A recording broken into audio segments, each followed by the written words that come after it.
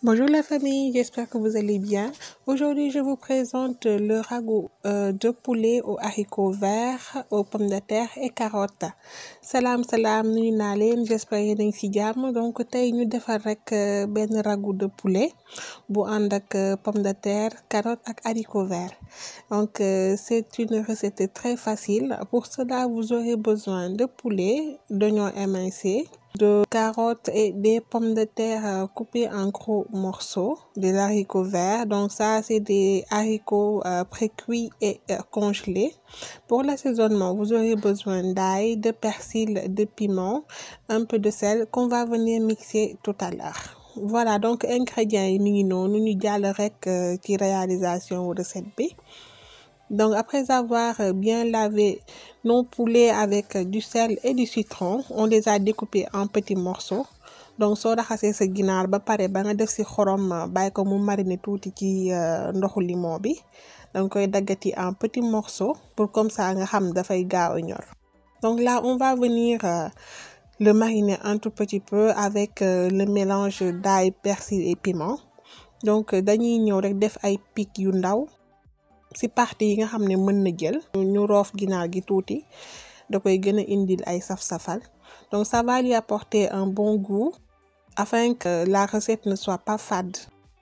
Donc on va le mettre un peu partout sur les morceaux de poulet. Donc roofal morceau yi nga xamante ne nii mën na jël. De toute façon bu ñu paree dañ koy mariner pour comme ça cafka bi gën a mën a dugg ci biir. Voilà, donc là à présent c'est prêt, on va venir le mariner un peu. Là j'ai mis du gingembre en poudre, du curcuma, ça c'est du paprika et un mélange d'épices et un mélange d'herbes de Provence aussi, un peu de vinaigre. Donc def nañu gingembre en poudre, def curcuma, def paprika, def tuuti mélange d'épices ak herbes de Provence, def vinaigre. Là, on va mélanger le tout.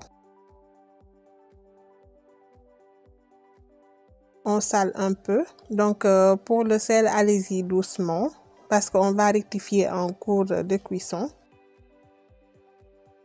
Et là, donc, j'y mets un peu de garlic plus. Ça va nous apporter un bon goût. Donc, le garlic plus, c'est mélange au poobar la laaj ak persil bu wow. Voilà, donc moo nekk noonu ñu boole ko rek ci marinade bi comme ça mu gën a neex. Et là, on va le laisser reposer juste à peine 15 minutes et on va passer à la cuisson. Donc nga bàyyi ko mu reposer juste benn 15 minutes avant nga koy togg.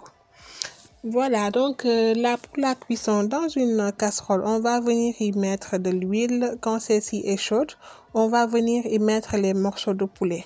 Léegi jëlal sa cin teg sa diwlin soo tàngee rek nga ñëw def ci morceau de poulet yépp. Donc ragoût lañu wax te ragoût moom ñëpp xam nañ ne plat bu neex la te en plus dafa am vitamine parce que dina permettre xale yi tamit ñuy lekk légumes. Après avoir bien mis les morceaux, on va les répartir un peu afin que tous les morceaux soient en contact avec l'huile chaude. Donc dañ koy jéem a yëngal rek ba nga xamante ne morceau yëpp dina laal diwlin bi léegi nag ñi bàyyi ko mu génnee ndoxam. Là on va couvrir et le laisser cuire avec son propre eau. Donc n'hésitez pas à retourner si les côtés sont dorés. Donc ñu bàyyi ko rek mu ñor ak ndoxam ba ndox bi jeex comme ça ñu daal di jàll nag ci yeneen étapes yi. Voilà, donc là on a bien vu que l'eau s'est évaporée, donc l'eau du poulet s'est bien évaporée. Là on va passer donc à l'autre étape de la cuisson. Donc à ce stade, le poulet n'est pas cuit à 100%. Mais ça va se faire au courant de la cuisson. Donc là, on va venir ajouter les oignons émincés. Donc si moment bi di nga mën a def sa soble, donc soble bu ñu daggat bi, def suñu marinade, donc mooy laaj bi ak kaani bi ak persil bi ma jaxase woon. Donc ça c'était le mélange d'ail, persil, piment qu'on avait au début. Donc j'utilise cette même marinade pour cette recette. Donc on mélange le tout. Voilà, ñi yëngal ba yëpp répartir rek. léegi nag ñu dolliwaat suñu assaisonnement. Là on va venir y mettre encore les épices. Donc pour les épices c'est comme vous voulez, mettez-y les épices que vous aimez, que vous adorez. Donc ça apporte toujours du bon goût et je trouve que c'est meilleur que les bouillons. Donc là on y met un peu de moutarde, donc def naa ci tuuti moutarde et un peu de vinaigre ak tuuti vinaigre tamit, donc da koy relever tuuti. Voilà, togg moom warul lewet, du ay jumbo ak ay yenn cube yi mooy safal suñu togg. Voilà, donc là ñu rectifier tuuti, donc je vais rectifier un tout petit peu avec le sel. Donc à votre niveau aussi, rectifier de temps en temps pour voir si tout est bon. Et on va venir donc y incorporer les pommes de terre et les carottes.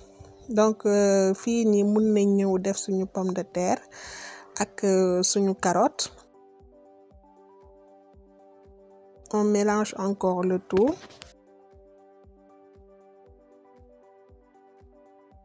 Et là donc on va y mettre un peu d'eau. Donc l'eau va nous permettre de faire cuire les pommes de terre et les carottes.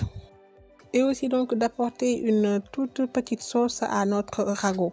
Donc fii dañuy donc def tuuti ndox bi daf ñuy permettre à ce que mu ñoral pomme de terre bi ak carotte bi, tamit mu indi tuuti sauce si togg bi, parce que ragoût lañu wax, ragoût du touffé, donc warul wow koŋ. Ndox bi moo ñuy permettre ba yii nii yëpp ñor. Voilà, donc là puisque pomme de terre bi mi ngi waaj a ñor, dañuy ñëw rek def ci haricot bi. Donc haricot bi dama ko baxaloon ba pare, donc ñor na moo tax ma def ko en dernier lieu. Donc là je viens y incorporer les haricots verts, donc ils sont pré-cuits et c'est pourquoi donc je les ai mis en dernier lieu. Donc là on va les laisser cuire juste quelques minutes afin que le tout s'imprègne. Là on y met un peu d'herbe de Provence pour la fin de cuisson. On laisse mijoter un tout petit peu, juste pour quelques minutes. Et voilà, donc là c'est prêt. Là notre ragoût est prêt. Donc c'est très très succulent, très bon. Là vous voyez donc ça a une très belle couleur et c'est très riche aussi.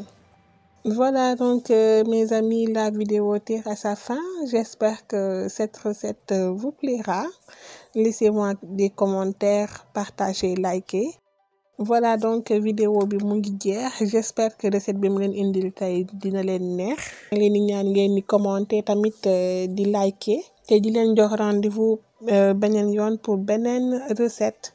Donc d'ici là portez-vous bien. Bisous. Bye bye.